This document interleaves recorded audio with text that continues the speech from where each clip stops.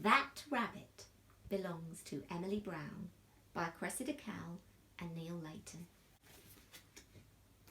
Are you ready, Zoe? Once upon a time, there was a little girl called Emily Brown and an old grey rabbit called Stanley. One day, Emily Brown and Stanley were just launching themselves into outer space to look for alien life forms when there was a rat-a-tat-tat at the kitchen door. It was the chief footman to the Queen. He said, "The Queen has very kindly noticed your rabbit.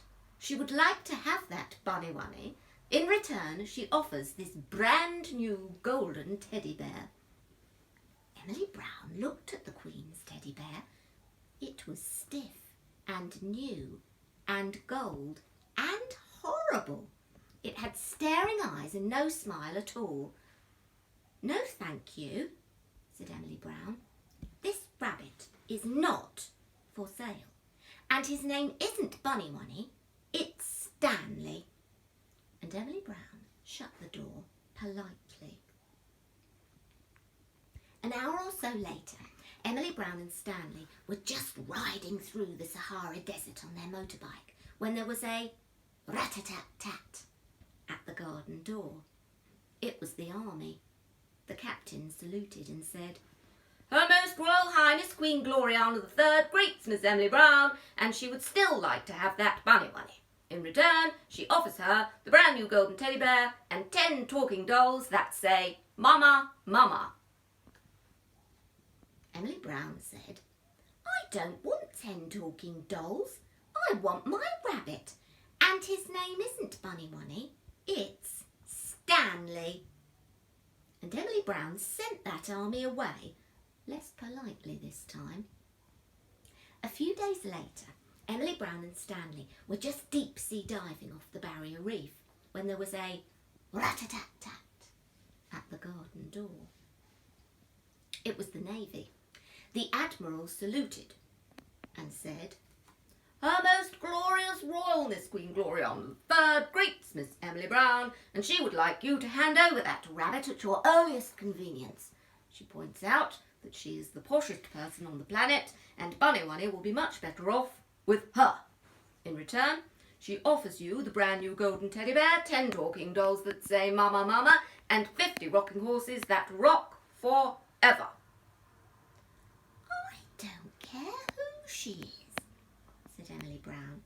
"This rabbit belongs to me, and his name isn't Bunny-Wunny, it's Stanley." And she sent that navy away. A few weeks later, Emily Brown and Stanley were just climbing through the Amazonian rainforest when there was a rat-a-tat-tat on the garden door.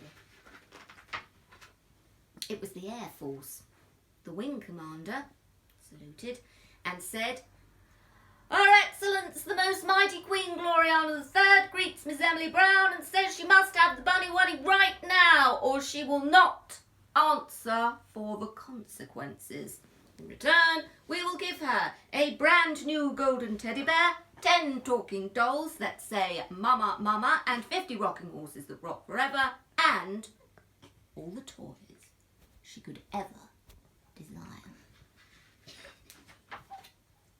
Now, Emily Brown was fed up. She sent that Air Force away, and she pinned a big notice on the garden gate that read, "This rabbit is not for sale, and his name is not Bunny-Wunny, it's Stanley." A few months later, Emily Brown and Stanley were lying fast asleep in bed, dreaming of all the adventures they would have the next day, when there was absolutely no noise at all at the door or the gate or the window. Silently in crept the Queen's special commandos, and they stole the rabbit that belonged to Emily Brown. When Emily Brown woke up the next morning, for the first time in her life, there was no Stanley. Emily Brown was so cross. She knew just what had happened. She marched straight up to the palace on the hill. She knocked on that naughty queen's front door. Rat-a-tat-tat! Emily Brown ran into the palace, and there was that naughty queen crying like anything. The first thing she said was, "Oh, thank goodness you've come, Emily Brown. There's something wrong with Bunny Wunny." There was indeed something wrong with Stanley. That silly naughty queen had put him in the royal washing machine all night, and he'd come out an odd pink colour. The royal dressmakers had stuffed him full of stuffing so he wasn't flippy-floppy anymore, and worst of all, they had sewn up his mouth where Emily Brown had picked it away, and Stanley wasn't smiling anymore. Stanley was miserable. "Oh, Emily Brown, Emily Brown, is there anything you can do?" asked the silly naughty queen. "There certainly is," said Emily Brown. "I shall take Stanley home." That silly queen started crying harder than ever. "I have all the toys in the world, but none as nice as Stanley." Emily Brown felt sorry for that silly queen, so she went to the royal toy cupboard and she took down that brand new golden teddy bear and she placed it on the queen's lap.